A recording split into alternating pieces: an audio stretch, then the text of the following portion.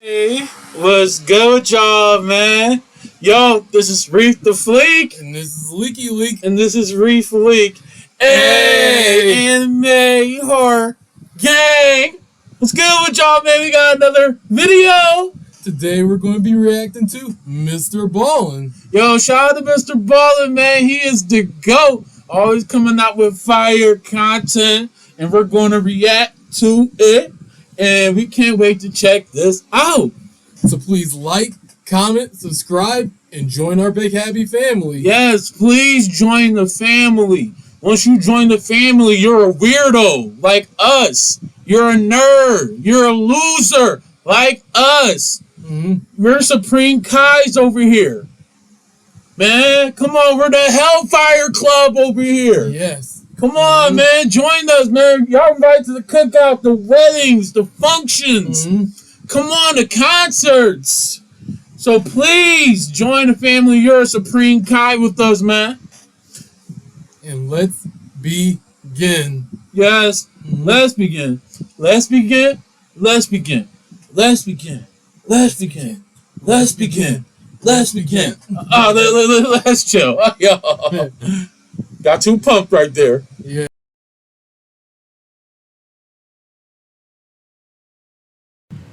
In 2019, a family of 4 moved into a new house in a quiet suburb in Hawaii.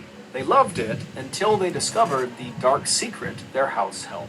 This story is easily one of the spookiest true stories I have ever come across. But before we get into today's story, if you're a fan of the strange, dark, and mysterious, he even said that you know it's gonna be creepy. Place, yeah, that's all we do, and we upload once a week. So, if that's of interest to you, when the like button calls your restaurant to place a very long and complicated order for delivery, let them finish in their entirety before telling them they are outside of your delivery range. Also, please subscribe to our channel and turn on all notifications so you don't miss any of our Shout out to uploads. MR.BALLEN. Thank you. Shout out to him, man.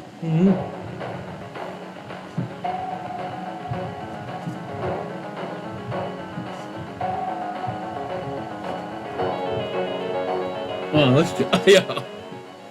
In The Omnivore 2018, trial. James and Brittany Campbell jetted off to the very famous Little Vegas Chapel, which is located just off the Las Vegas Wow. Strip, and they got married by a man dressed There's up an Elvis thing in Vegas? Well, I wouldn't, man, I can't expect less. While their wedding Vegas. was certainly not traditional by Western standards, it somehow seemed fitting for the newlyweds. After all, they were not a traditional couple. Brittany, who was 36 years old, was extremely energetic and outgoing and bubbly, and she even referred to herself as being a little crazy. As for James, who was 35 years old, he was reserved and quiet and kind of analytical and would rarely act on impulse. And on top of these two just being complete and total polar opposites, they had actually dated previously back in high school, and it had not worked out. They had broken up and gone their separate ways, not expecting to see each other again. But nearly 2 decades later, they randomly reconnected, and this time they had 20 years later? Wow. That was fate right there. That was fate. And he was desperately looking for a partner to not only share his life with, but someone who... You know how crazy it would be? You used to date somebody in high school, and then 20 years later,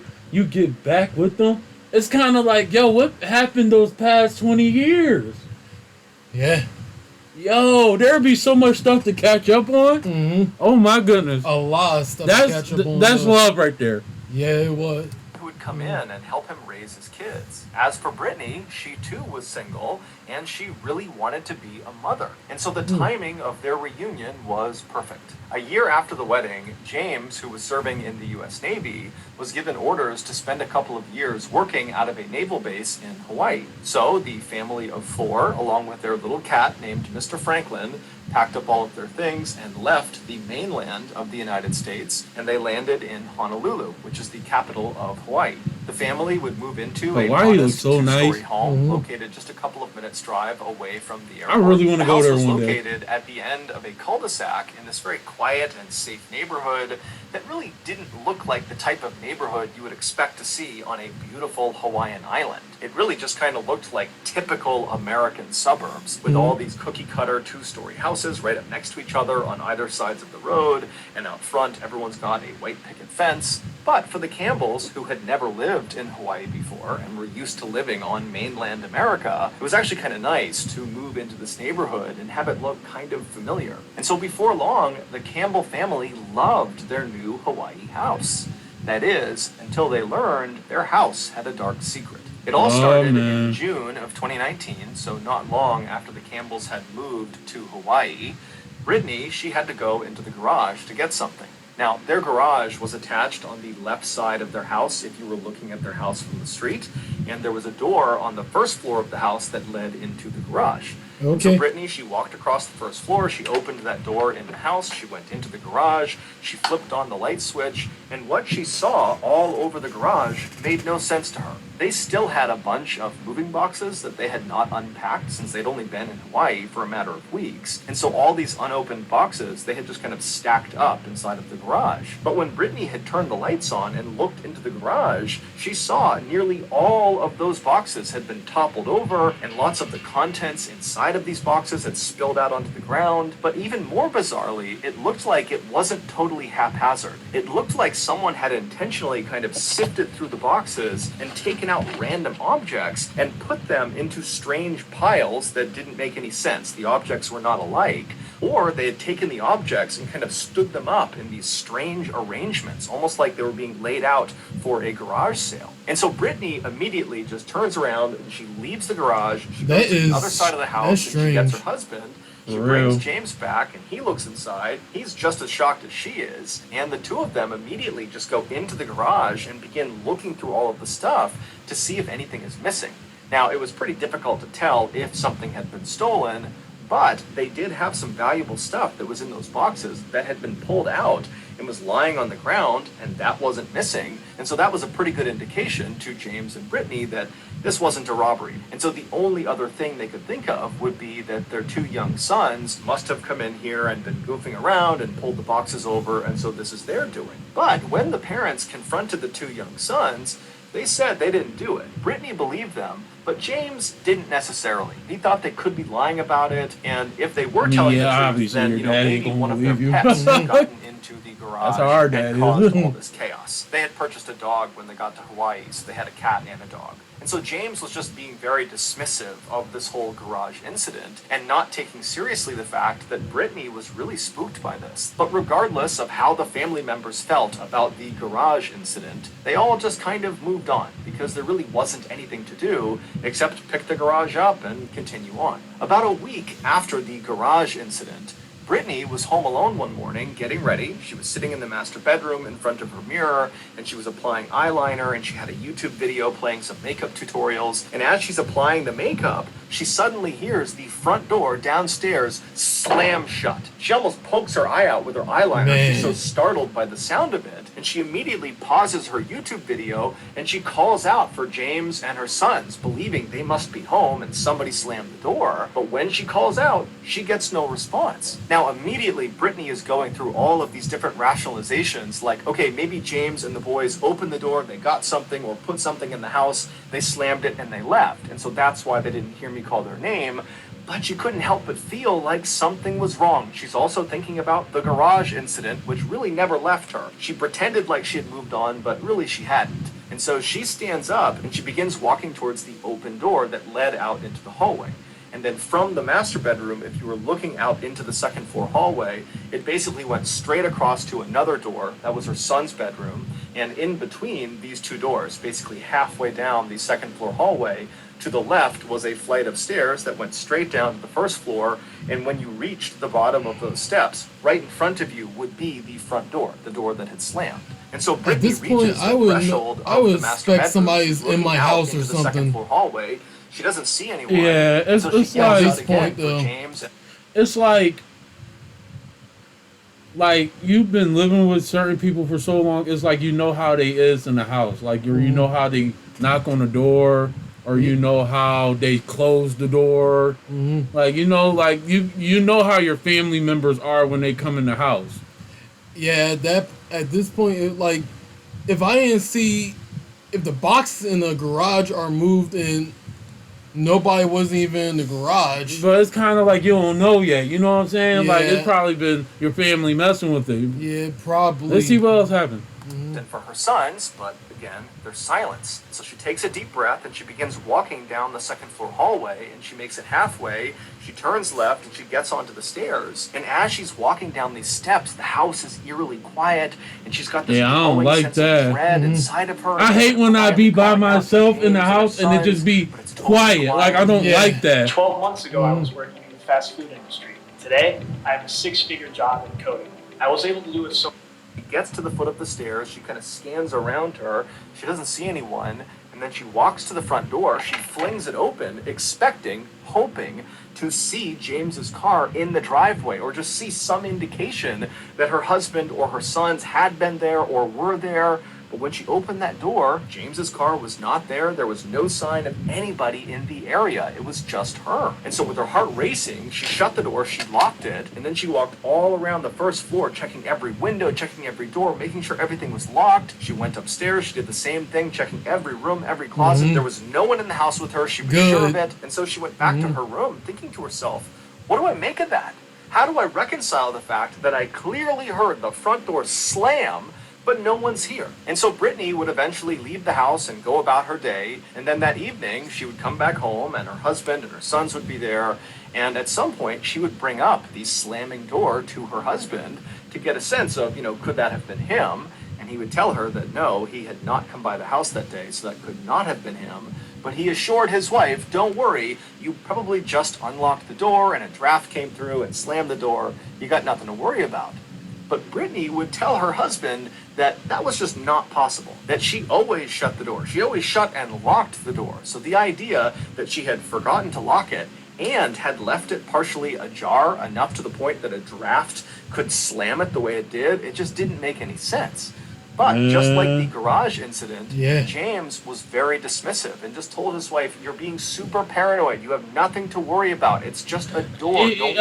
But still, if your wife is like, be cautious, James, be cautious. The two were just totally fighting about it.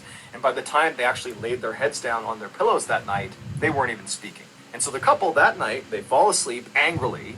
And then in the middle of the night, Brittany wakes up suddenly. She doesn't know why she's woken up, but she's kind of looking around the room. It's totally silent, and she's trying to get her bearings. And as she's sitting there, she hears downstairs, not a slamming door, but the sound of a door opening and then shutting. Immediately, she is on. Somebody's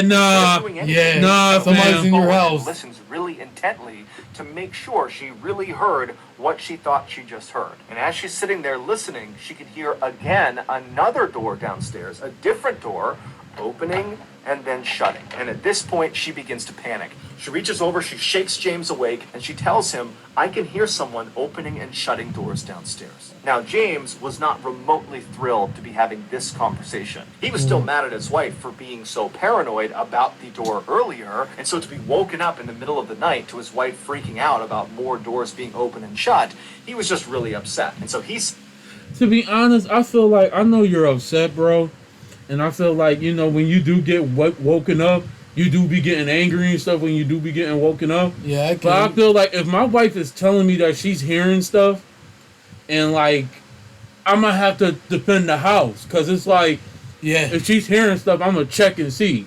I'm not about to be the type to be like, all nonchalant and be like, oh, it must have been something else. Oh, it must have been like... Because I feel like you got to be the type of dad to take that step to, like, go see what's happening so your family won't get hurt. And then you don't even know if the kids are sleeping downstairs. So it's like, I'll be worried if my kids are sleeping downstairs. Like, if I knew all the doors be downstairs, I'm sleeping downstairs. So my kids could be upstairs so they won't have to worry about that. The first place they could go is downstairs and look in the rooms downstairs so they won't have to bother my kids. I feel like, bro, just go check it out. You don't know who that could be. Just go check it out, bro. Even though you're mad, bro, just go check it out. Sits up, he's totally annoyed, and he's not ready to really take seriously anything Brittany is saying. And Brittany's picking up on this. And so finally, she just says, James, did you lock the front door before you went to bed? So James is like, yes, I locked the front door. I'm telling you, you're hearing things. There's nothing going on in this house. But Brittany was not convinced. And she says, you know what? You can think nothing's going on, but I'm going downstairs to make sure no one is in this house. And so Brittany would get out of her bed, she'd walk over to the open door that led into the second floor hallway, and as soon as she looked out, she didn't see anything, she didn't hear anything, and so very slowly she began walking down the second floor hallway until she reached the top of the stairs. And at that point, she turned and looked downstairs into the pitch black first floor. She was terrified, but she knew she had to go down there to make sure her family was safe. And so down the stairs she went, and when she got to the bottom of the stairs, she saw right away the front door was unlocked. Brittany's thinking, why would my husband tell me he locked the door if it's not locked? And so then Brittany's thinking, okay, my sons must have gotten out of bed and they must have unlocked the door. That's what I'm hearing. I'm hearing these doors opening and shutting because my sons are down here somewhere and they're the ones causing all this noise. And so Brittany kind of felt relieved for a second because this seemed like what must be going on. But after locking the front door and then searching the whole first floor, she didn't find her sons.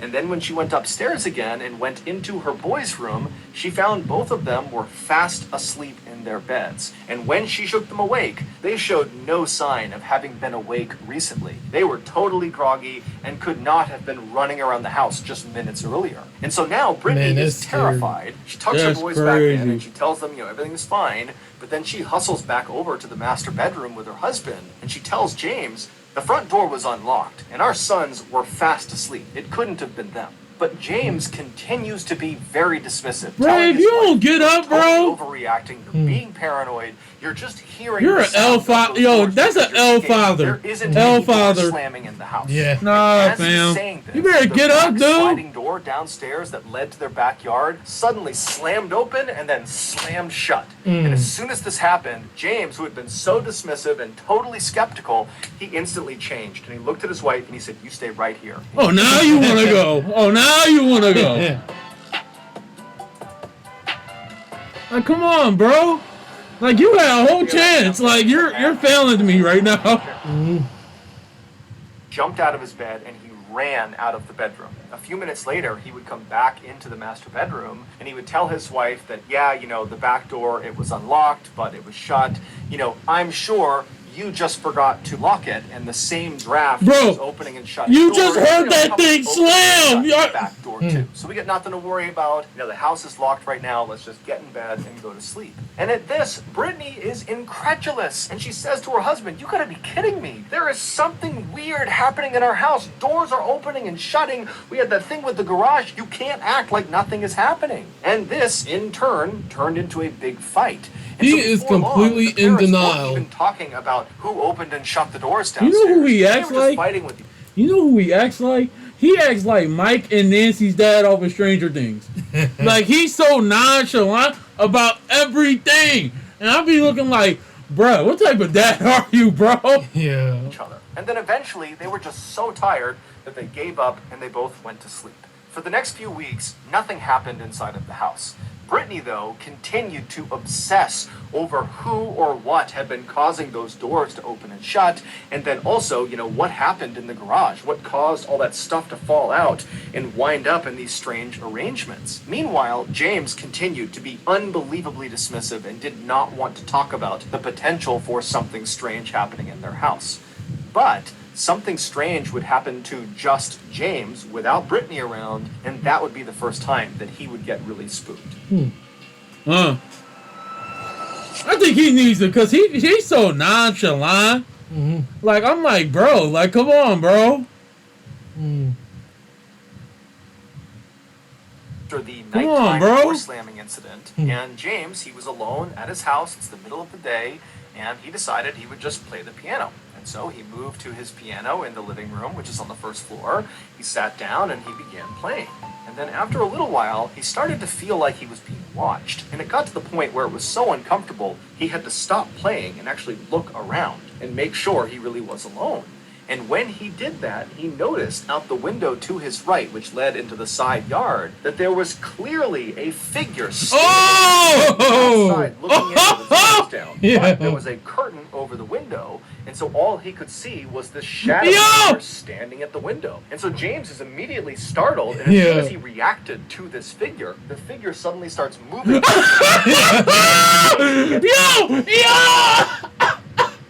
I'm not gonna lie. Imagine you're just sitting there playing the piano, and then all of a sudden you turn over like this, like.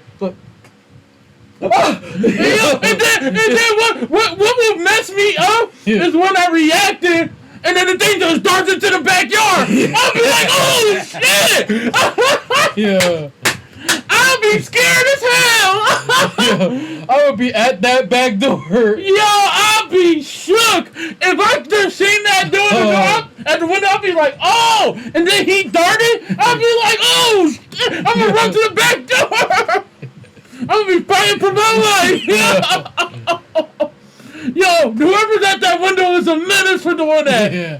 Yo! Over to another window that looked into The husband was and he looks shook. inside, and there's no one there. And then he goes back to the window he originally saw the figure in. He opens it up. There's no one there. And so James would ultimately tell himself that, okay, that must have just been some nosy neighbor. No, bro! That guy was trying to get a lick on you. Saw them and they ran off. He was about to get a lick on you. You was playing opera. What he saw in the window really shook him up. Yeah, However, that- it would be man. the blanket incident that would finally push James to go from being dismissive and skeptical to admitting to his wife, we got a problem.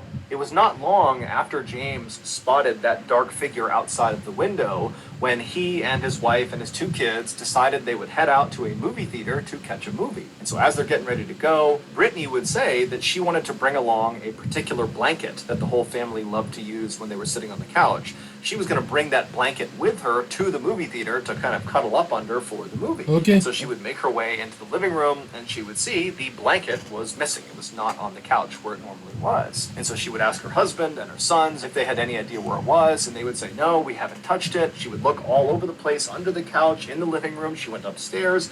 She couldn't find it. And so finally they just left without the blanket. But when they came back that evening, there on the couch, folded up neatly, Oh, was this nah, blanket. fam. Everybody knew Nah, that fam. blanket had not been Again, somebody's in your house. That's just mad creepy. Can you imagine you know where you placed something? Like, for example, your book bag was on your bed, and you left it on your bed and you went out. And then when you come back, that thing just hanging on the outside of your door? And you ain't never touched it? Yeah. Nah, fam. Someone trying to get the drop on y'all. Yo! when they left. So how did it get there? For the next few weeks, the parents did their best to put on a brave face and tell their kids that everything was okay, but the parents and the kids were all terrified to be in that house. And that's because at night, the doors continued to open and shut. Their dog periodically would just start barking in the middle of the night. Heck yeah, I'll be scared. Especially the dad now. Yeah. You was all nonchalant and shit, and now when you see that thing dart in the backyard and it caught you lacking, now you scared. Yeah. Of this house, we cannot be here. We need to take a break. And so they packed up their stuff and they flew to mainland America, where they stayed with some family for a week. On September 20th, they hopped back on a plane and they flew back to Honolulu. And as they're driving from the airport to their house, Brittany and James were just kind of secretly hoping that, whatever weirdness was happening in their house would just magically stop once Nah, they bro. returned. But as soon as James turned onto their street and they could see their house, they knew that was not going to be the case. Because as they began driving up their road, they could see James's very nice road bike was laying on their driveway. And so Brittany, she turned to her husband, and even though she knew the answer, she said, James, were you riding your bike before we left? And James, who doesn't even look at his wife, just shakes his head. No, he wasn't. And so James drives all the way down the road. He turns into their driveway, which is lined up right with the front of the garage door. And after James parks the car, he hits the garage door opener button. And so as James is sitting in the driver's seat, Brittany's right next to him, the kids are in back. They're watching as this door is raising right in front of them. And as soon as they can see into the garage, they see everything in their garage has just been completely trashed. Things are not just dumped out, but things have been ripped somebody apart been and up in that shredded house, as if man. a wild animal had been let loose. And they're probably inside of still the there garage. too. James immediately said to his wife, "We've been robbed." And then he hopped out of the car and then turned and told his kids, "You stay in the car, do not get out." And James, he went over to the side of the house and got a sledgehammer for protection and made his way to the front door. Meanwhile, Brittany would be on the phone with 911 to report that someone had broken into their house. A few minutes later, James was inside of his house and he saw the entirety of his house was just like the garage. It had been completely ripped to shreds. But amidst the chaos were those kind of strange piles of random objects, much like they had seen in that first garage incident where the things inside of the boxes had been stacked in kind of strange piles and arrangements. And so James is looking around his first floor and he's seen stacks of coasters and books and electronics. But what really got James's attention was that on various surfaces there were these medical vials of drugs or chemicals that were placed all over the place. And he knew that was not his family's. Someone had brought those vials into this house. James would make his way up the stairs to the second floor landing, and right away he could tell, the upstairs had all the hallmarks of being destroyed as much as the first floor. But when he went left and went into his boys' room, he saw that room was pristine. In fact, it had been cleaned. The boys' laundry was neatly folded on one side of the room. The beds were perfectly made with you know what his intention? He wants the kids. Don't play like that. In the places they should go. And so James would turn around and leave his boys' room in absolute astonishment, and he would walk across the second floor hallway into the master bedroom. And what he would find in there would make an already terrible situation much, much worse. I'm caring for my family today, and I'm going to be caring for patients tomorrow. What's your aunt? New black magic intense. Take pride in your ride. The master bedroom was destroyed like the majority of the house and garage, except the top of their bed was not covered in junk. Instead, on their bed was this towel that had been neatly laid out, almost like a tablecloth. And laying on this towel, neatly spaced apart, kind of perfectly arranged, were a bunch of knives. And then next to the knives, still on the towel, was a laptop that the Campbell family owned, but they didn't use it. It did work, but it just kind of sat in the master bedroom. And this laptop was sitting on this towel, and it was open, but the screen had turned off. And so by this point, Brittany had come upstairs. And so Brittany and James, they walk over in horror to this layout on their bed, and they click the keys on the keyboard of their laptop, and it illuminates the screen and shows whatever was being worked on last. And it's this long, long Word document that neither of them made. They scrolled to the top of this document, and the document was titled The Omnivore Trials, and then below that it said, The Omnivore Trials. Transformation process of rehabilitation for rat-like people created by... Oh, what? Today's trial consisted of trying to use makeup for cosmetic changes, and wait a minute, it kind of failed, but I believe there will be progress. It's hard to figure out what to do because I still haven't had a real connection with the consultant. I want to get closer, but I guess we both have a fear of something that we are.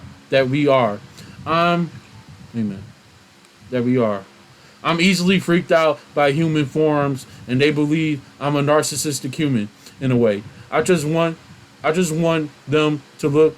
I just want them to look perfect. In a way, want them to look perfect. I want them to feel beautiful. I believe that even the way that they are possible. One of the most beautiful creatures I've ever seen. But I'm a weird guy, so I guess that's why. But the trial will be completed.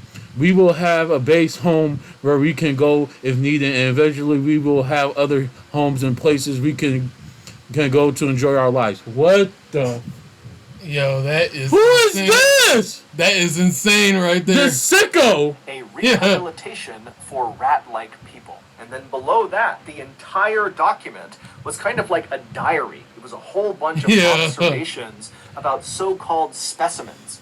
And these specimens were very clearly the Campbell family. And these observations made about the Campbell family were very intimate. In fact, the only way to garner these observations were if you were watching the Campbell family right up close, almost on an hourly basis for days, weeks, months at a time. These observations ranged from what time the Campbell family liked to watch TV to what James and Brittany talked about behind closed doors in their bedroom, including their struggle to have a child, something they were not talking about to their family. But in this document, the author of the Omnivore Trials would talk about how the creature, which was referencing Brittany, needed to stop trying to have another baby and instead focus on the children she already had. Toward the end of this really lengthy document, The author of the Omnivore Trials came to a shocking conclusion that in order to rehabilitate these rat-like people, the Campbells, the author would have to perform several surgeries on the specimens. This Jigsaw? Hand amputations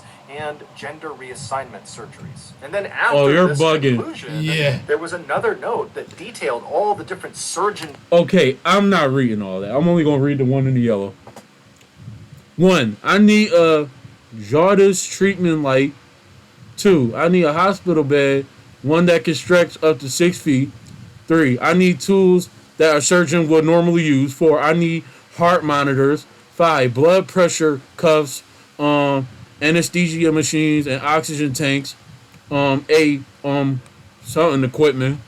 9, blood transfusion machines.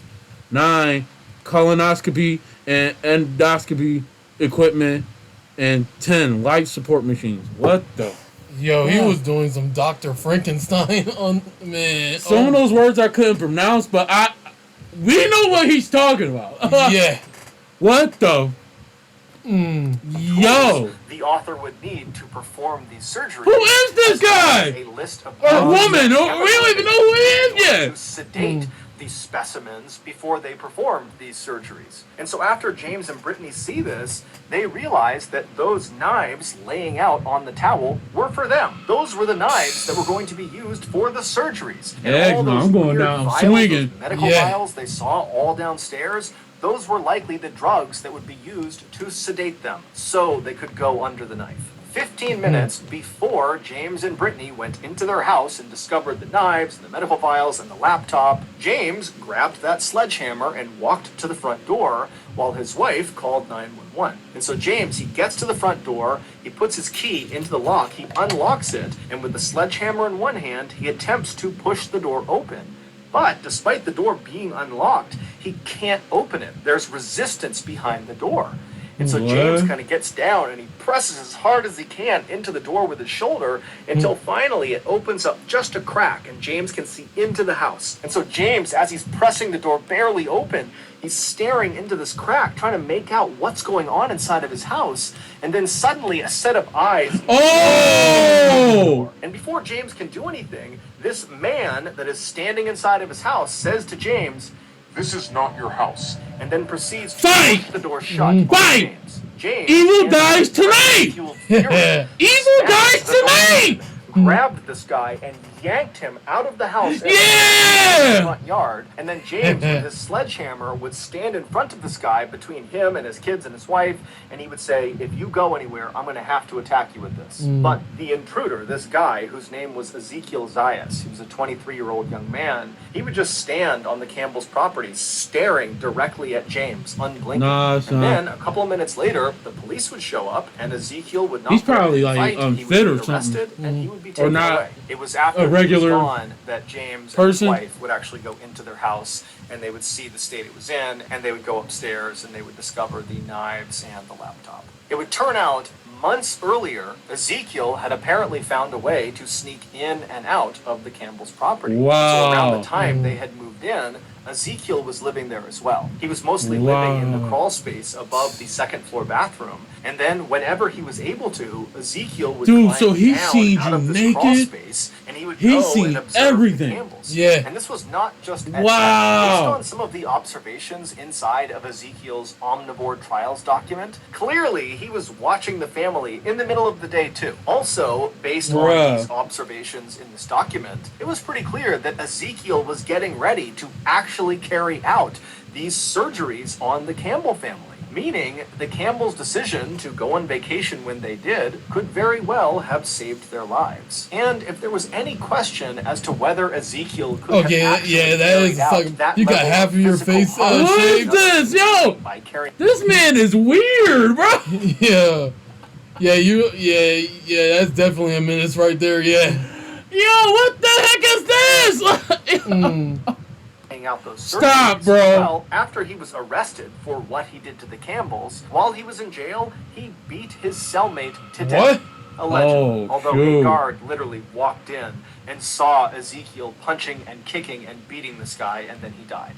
But technically the trial is not over, so it's allegedly. Ezekiel is currently in a state hospital, and they are trying to determine if he is fit to stand trial for what he did to the Campbells and for what he did to his cellmate. Even though it might be self-explanatory at this point in the video, it's worth pointing out that we have no idea what Ezekiel's motives were for why he did the things he did to the Campbell family, or what he was looking to achieve with the so-called omnivore trials. We also don't know why he allegedly killed his cellmate.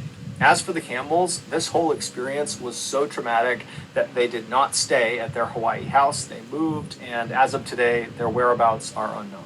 Heck yeah, I don't want my kids.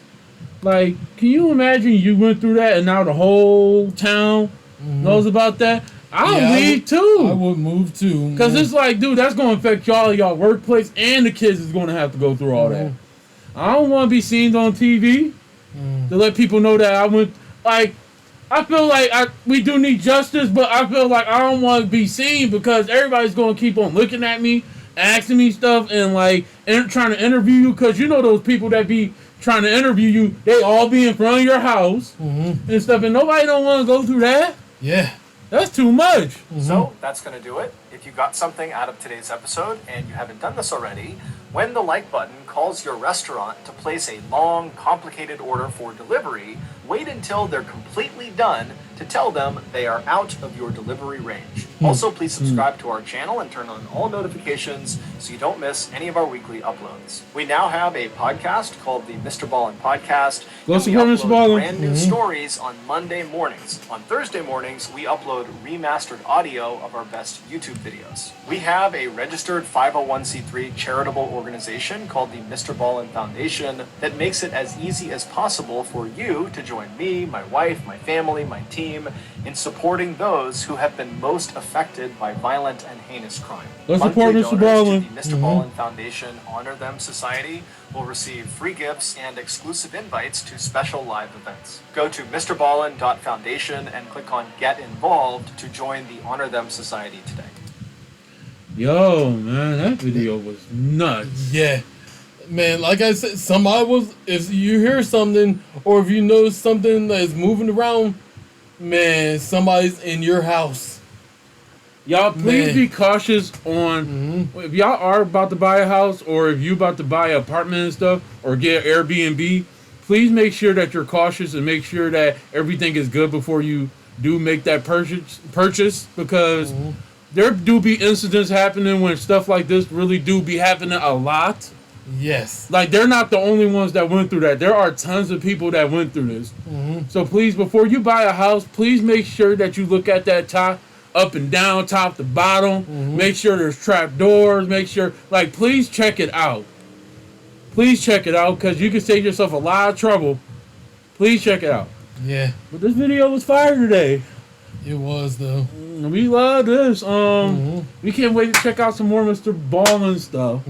So that'll be the video for today, y'all. Me and Leaky gotta go. So we see y'all next time. See you next time. Peace.